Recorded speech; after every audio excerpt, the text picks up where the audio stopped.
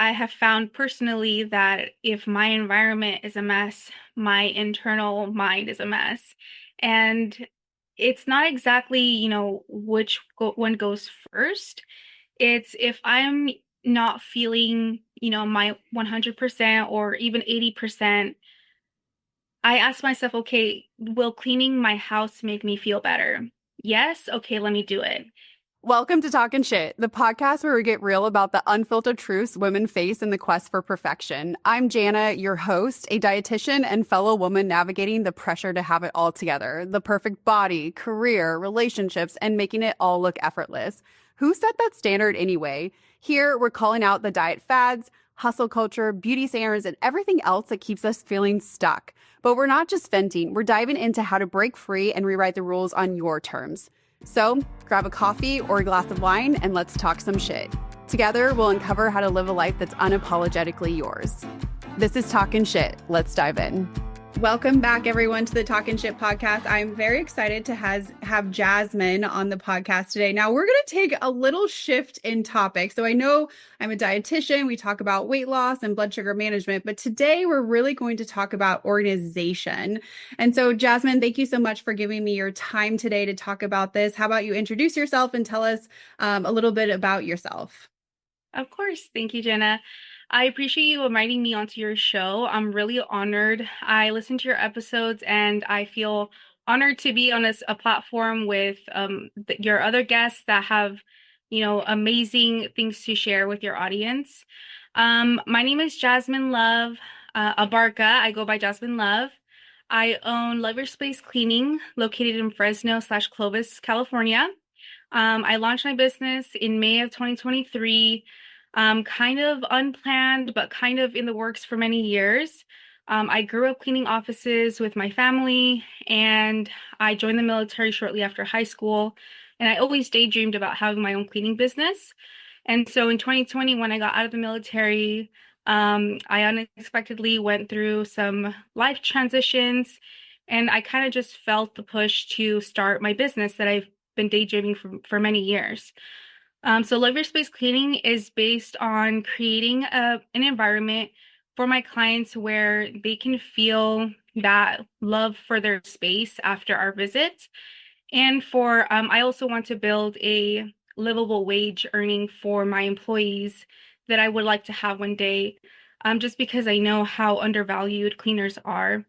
And so that's basically our mission, is to provide a clean space and a livable wage.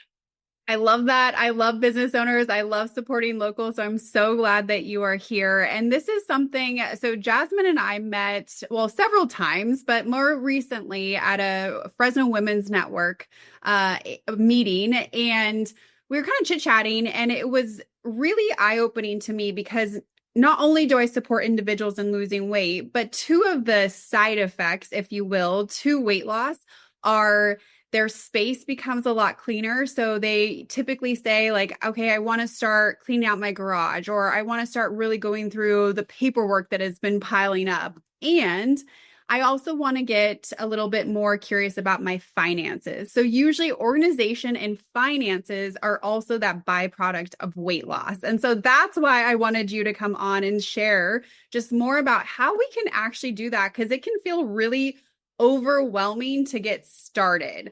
Mhm. So for someone that's like, yes, I need to like be more organized, that is the goal of mine, where would you have them start? Hi, I wanted to share something completely new with you. My how to eat fast food and lose weight guide. Because sometimes dinner comes in a paper bag through your car window. And no, that doesn't mean you failed at eating healthy. This guide was created for real women with real lives. From juggling careers or kids or both to those nights when cooking just isn't happening. I'll show you how to make choices that support your health, even when fries are on the menu. Inside, I'll show you the exact menu hacks from McDonald's, Taco Bell, Starbucks, and other major chain fast food restaurants that keep your blood sugar steady, cravings calm, and your jeans fitting. Grab the guide today. Go to my website, healthwins.org, and snag your instant download. Well, first, I wanted to note that your environment is a product of your internal environment, right? So if your home is, piling up and you're starting to feel a little bit overwhelmed, first let go of that shame because you might be going through some things and that's okay. Same thing with your health, right? If things are piling up, take a deep breath, slow down, and it's okay. I would start with one area at a time. Um, and start with what's most important to you. So if you care if the counters are cluttered or if the floor is cleared or if the bed is made, start with one thing at a time and make it a goal for about 7 days and try to master it. And if you can't, that's okay. Restart it. And then once you've mastered it for about a month, then go ahead and add another task like cleaning the counters or picking up the floor. So yeah, I'd start with one task at a time. Yeah, and before we started recording, I was sharing with Jasmine, it's so interesting because how we would start tackling the organization or the cleaning aspect is very similar to how we would start changing a diet or getting into an exercise plan is we want to work with our brain to not feel so overwhelmed because when we feel overwhelmed, we don't take that first step. And all we're looking to create is that first step that creates some momentum, like you said. And there's actually so much research out there of like making your bed and what an impact it has on your day and also your environment.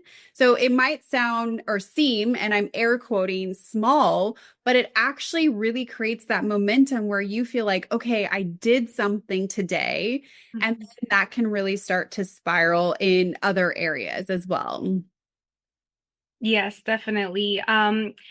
I don't know where I heard, but I've also heard the research behind where I mean, it's habit stacking, right? So when you get into the flow of creating new habits, you want to kind of make the goal to enjoy the process versus the end result. That way, you can continue at making a lifestyle change and not something that you're just going to fall off of. Okay, so I laugh because I have for years tried to make doing the dishes something that is enjoyable, and I absolutely hate doing the dishes. I will cook all day long, but I hate doing the dishes. So, how do you make these things that just feel like you don't want to do them? How do you start to make them more enjoyable? Yes. So first, let me ask you, what have you tried to enjoy the dishes?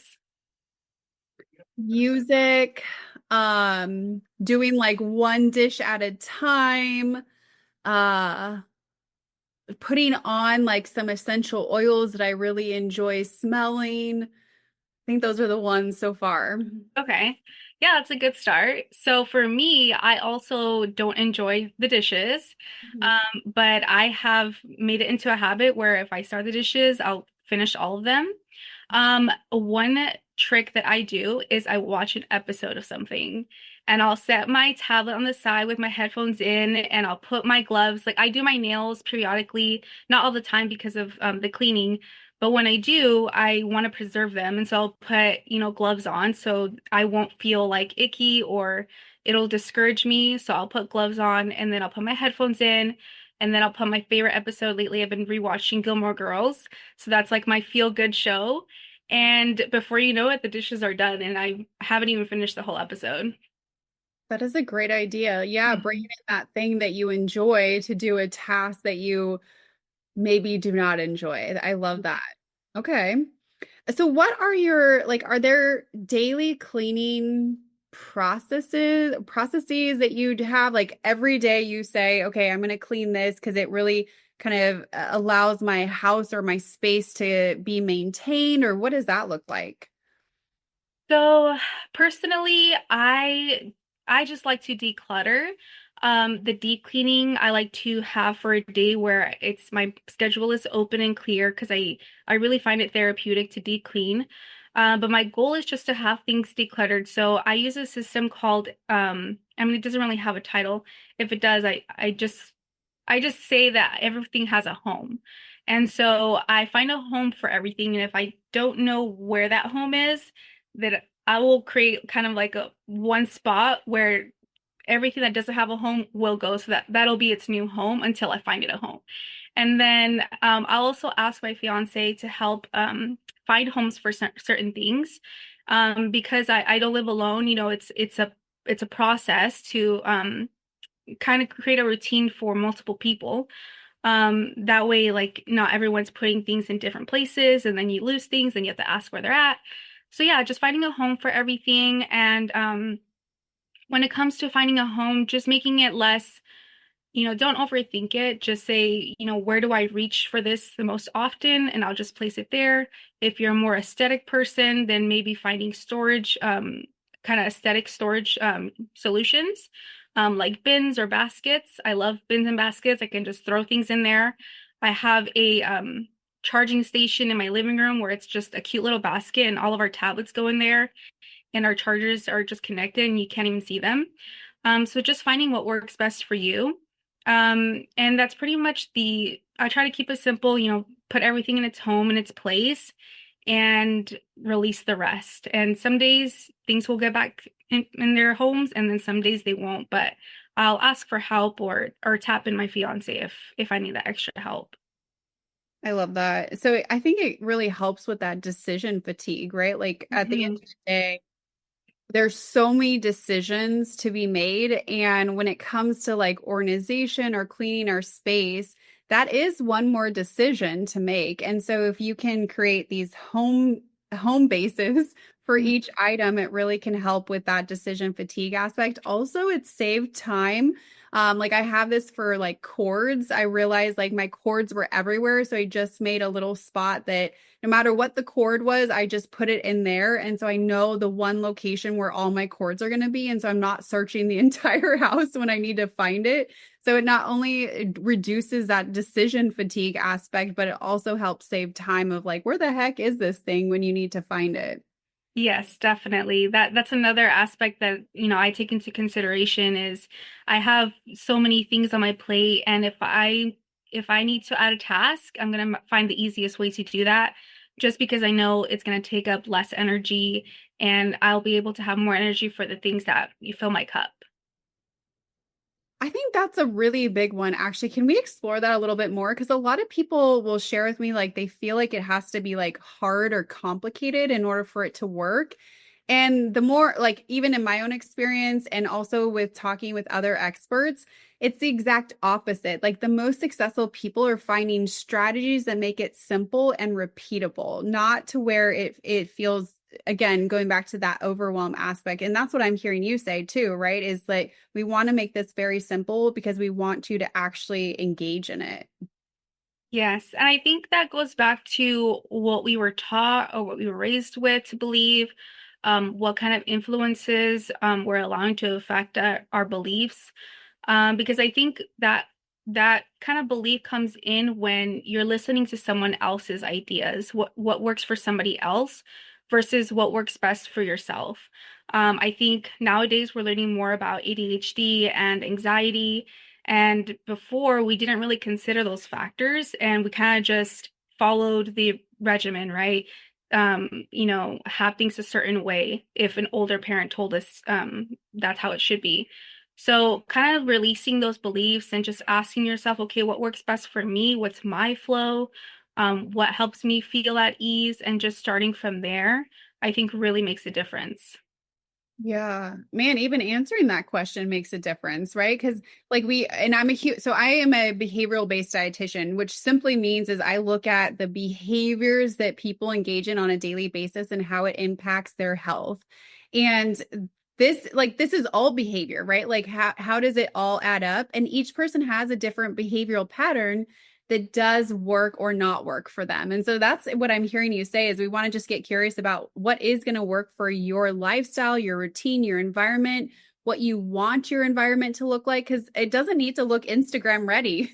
Like that's a very high standard to keep to, especially like I found like Sunday, Monday, it might look good, but come Friday, my house is a mess. Like there's just so many things. And then I have to clean them up, but I've had to give myself permission to make that okay because the type A perfectionist, like neurotic side of me is like, you're failing. Like, do you hear people say that too? Yeah, I think I've seen it in some of my clients, when I arrive and they're like, I'm so sorry the house isn't picked up. And I'm like, this is fine. Like, I can work with this. And I can just feel like the anxiety and the pressure that they have on themselves. And it may have been, instilled by, somebody else. But yeah, definitely just letting go of where or realizing where that pressure is coming from, where it stems from. Um, and really evaluating, is this something that's helping me or hurting me? Okay, what is the etiquette on that? Because I know like everyone that will clean their house before someone comes over to clean their house. What is the etiquette? What does that look like? Yes. So you want the house picked up, right? And I can tell when a client, has been, and I haven't really experienced this a lot. Most of my clients have been very courteous and considerate. And so they try their best to pick up, but they also have grown kids or little kids, and they can't like manage everybody. And so I understand, like, if I walk into a room, I can tell the parent try their best, but the kid came in after them and dropped a toy, and that's fine. I can pick that up. Um, I think the line is, the effort and the intention more than a specific, um, criteria. If I can tell they tried, or if they made an effort, or if they acknowledged, that's fine for me. I think if I arrive and they're just like, oh yeah, go ahead, and like the place is a complete mess, or I haven't experienced this, but I would find that maybe that's the line right there. That makes sense. Um, so what would you say? Like I love to give individuals like tips or tricks, if you will, but really make it for like real life so that we can apply this in real life because that's where the change happens. So what would you say are like your top three tips for individuals that are really looking to just be more organized throughout the week? Tip number one, I would say to write it down. Start with pen and paper, writing down, okay, what does organized look like to me? Because that can look like different for everybody, right? And so, pen and paper, step one. Step two, start with the end in mind. So what does organization look like to me? What if a couple papers are on the table, but the kitchen counters are cleared? Is that good enough for me? And then just evaluating week by week or day by day if that's good enough. If not, readjusting, that's fine.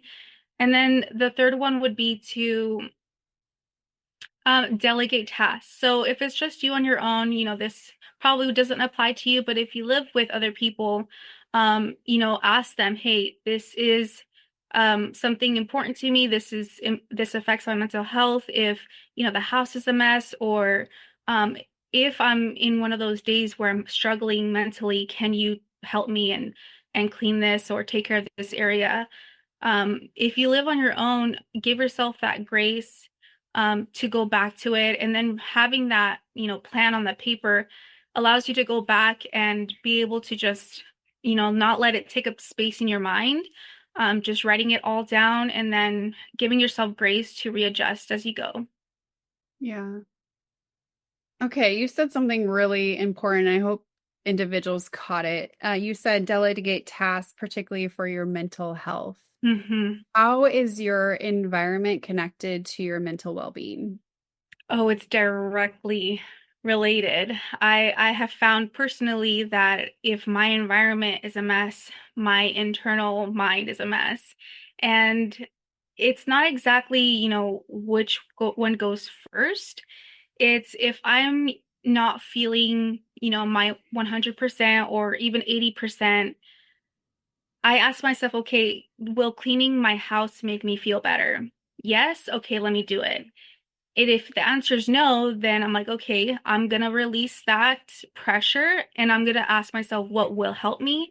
Maybe it's taking a bath or going for a walk, and I focus on that first. And then once you check those things off, ask yourself, okay, do I need the house clean?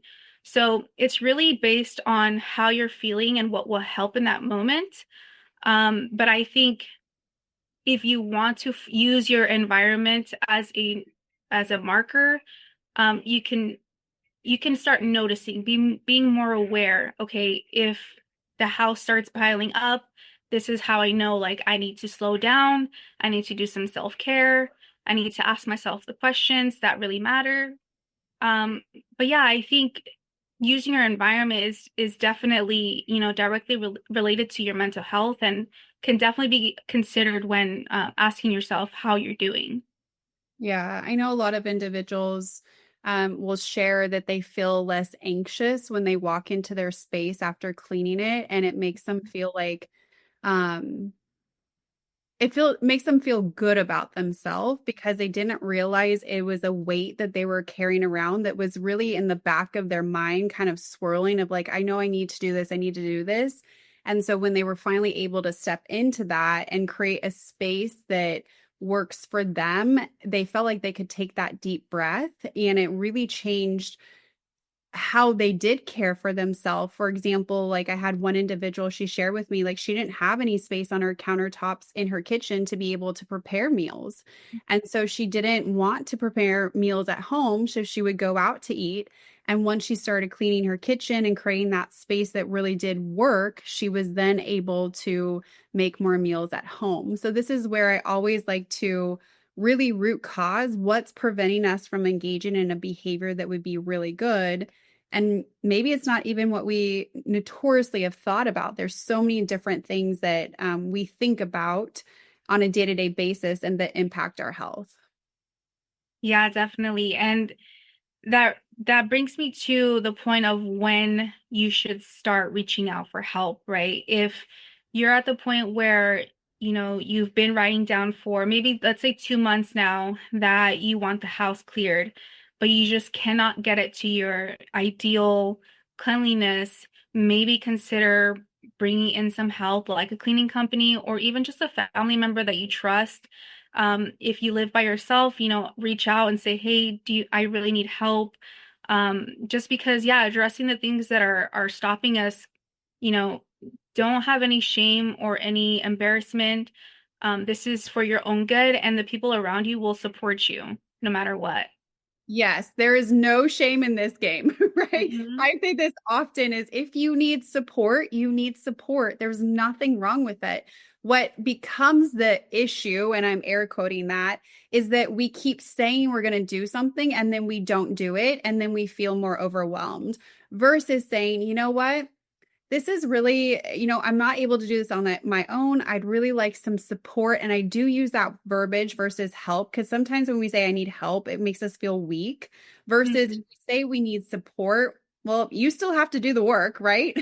Like you can't Yeah. get rid of it, but we're going to bring in some support to kind of help encourage you, talk through it, right? Like get these so that we have the momentum and you actually see that progress that you so desire. So certainly nothing wrong with that.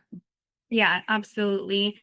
And and I always say like even with creating healthy habits or having a clean home or hiring a cleaning company, there's always some kind of stigma to it or some kind of shame. I'd say just start there, releasing the shame. I'd say that's step number one, because a lot of the times that could be what's stopping us right immediately. So just let go of that shame and that embarrassment and just really face, what do you really need? Okay, so can we name that more specifically? Because I envision like some people, and this was me, like I did not think I had shame around this, but what would someone be saying to themselves that has shame around having someone say, come and clean their house? So, what I have heard personally, I've had a client say like, "Oh, um my mom's coming over and she might laugh at you seeing you here in my house." And I'm like, "Why?" And she's like, "Because I hired a cleaner. This is something that she thinks I should be able to do." And so I noticed that and I'm like, "Wow, like that must be tough having like that pressure from, external support um, you know, telling you that you should be able to do X, Y, and Z, but knowing that you can't. Like I think that's immediate, shame from an external source. Um, so not exactly what you're telling yourself, but what you could be hearing from, outside. Mhm. Another thing that you could be telling yourself is, I can do it. I can do it. And and like I said, if you're writing things down, that's accountability. Look back, 2 months, 3 months in the past. If you could do it, it would have been done by now. Maybe you don't have to, hire a cleaning company, but admit it. Admit that you can't do it, and that's okay. And and that's another thing. When you say you can't do it, you have to give yourself grace. It's not that you are failing or you're being defeated. You're just allowing yourself to be where you're at that moment. Okay, I got goosebumps on that because I think you just gave a lot of women in particular permission to not have to do and be all the things all the time. Hmm. I think that that is very societally, family, culturally driven, and it usually lands on the woman to take care of it all. And if you can't take care of it all, there is something wrong with you. Yeah. And if we're talking shit here, Jana, Please yeah, do. Please do. absolutely. I have been like pondering on this huge like pressure that I felt unknowingly since I was young. There's just so many expectations on us, and we don't realize it until we're struggling or we see our counterparts not struggling the same way we are. And it's really, really unfair, but all we can do is just take back our control, right? No one is going to give us that control but us. Yeah, I want to sit with that just a little bit because I think that's a big one of giving yourself permission to create a plan that does work for you. But I know firsthand in my own life, I really struggled with that because I mean, if you knew me as a child, like my room was spotless. I was type A neurotic perfectionist. And as I got older, I couldn't keep everything in the air. And I really thought that there was something wrong with me because I couldn't keep to my own standards on that. And so when I finally asked for help, I felt like such a failure of like, I couldn't do it all. And I've had to really work through that a lot to be like, no, I can do it all, but I'm going to need some support and I'm going to need more hands than just my own because I have a lot more to do in this world than cook, clean, whatever else you add to that. Yeah. And so I think a lot of women could likely really resonate with that. Yeah, definitely. That pressure, I mean, I don't want to pry, but do you think that idea or standard stemmed from an external source, or is that just something that, you've had innately?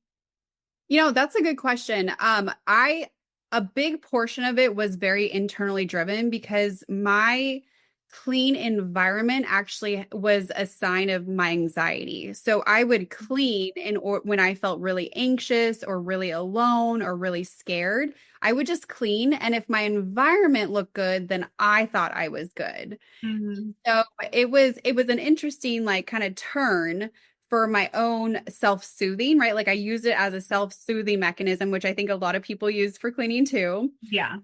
But it would get like I just couldn't keep that up as I was stepping into school or career or a lot of other commitments. I wasn't able to keep that same standard. And so then that created more anxiety for me because of my own thought of what I needed to look like in order to be a good woman. And I think those are the moments where we, as we're reparenting ourselves, remind ourselves that, it's okay and take it one day at a time. Because when we just keep going, we don't stop and pause, it could definitely feel like I'm doing something wrong. But no, you're just having a day and that's okay. And especially the way our bodies work as women, like it's going to fluctuate and we need to be in tune with that, or it's just gonna feel like we're completely out of control. Yeah.